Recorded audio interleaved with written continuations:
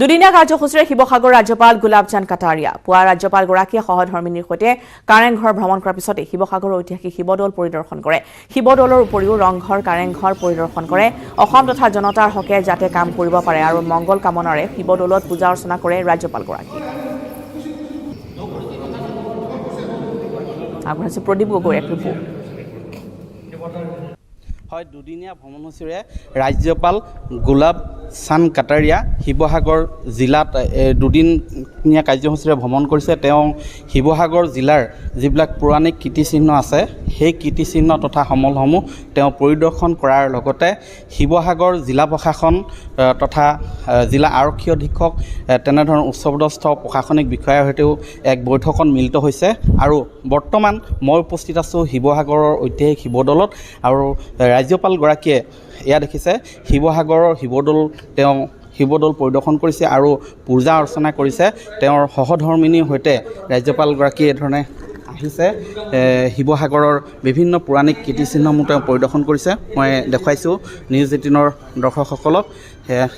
এয়া শিৱসাগৰৰ শিৱদৌলত এয়া ৰাজ্যপাল গোলাপ চান্দ কাটাৰিয়া তেওঁ ইয়াত পূজা অৰ্চনা ইতিমধ্যে কৰিছে, বন্তি প্ৰজ্বলন কৰিছে শিৱসাগৰৰ শিৱদৌলত। এয়া হৈছে দুদিনীয়া ভ্ৰমণসূচীৰে তেওঁ আহিছে। এদিন নাজিৰাত তেওঁ প্ৰশাসনৰ বিভিন্ন বিষয়ববীয়াৰ সৈতে তেওঁ আলোচনা কৰিলে আৰু বৰ্তমান শিৱসাগৰত শিৱদৌল সেইদৰে ৰংঘৰ তলাতল পৰিদৰ্শন কৰিছে।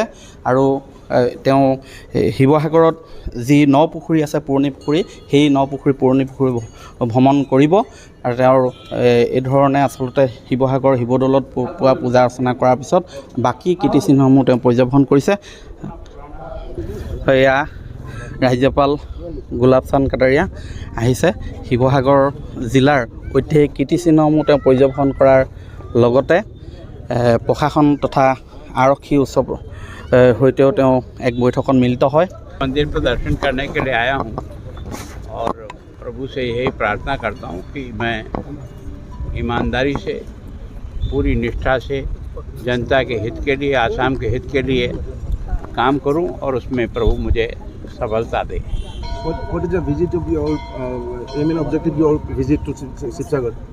मैं आया तो यहाँ 2 जिलों की डीसी मीटिंग भी करूँगा। एक की तो शिवसागर की तो मैंने कर ली, आगे का मैं करूँगा।